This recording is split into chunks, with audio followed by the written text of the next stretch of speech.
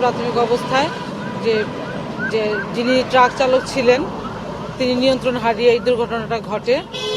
15 জন আমরা এখানে লাশ উদ্ধার করি এবং 9 জনকে আহত অবস্থাতে আমরা উন্নত চিকিৎসার জন্য আমরা টাঙ্গাইল পাঠিয়েছি। আর লাশ শনাক্তকরণের জন্য তাদের সাথে যে পরিবার আছে তাদের সাথে যোগাযোগ করার চেষ্টা করা হচ্ছে।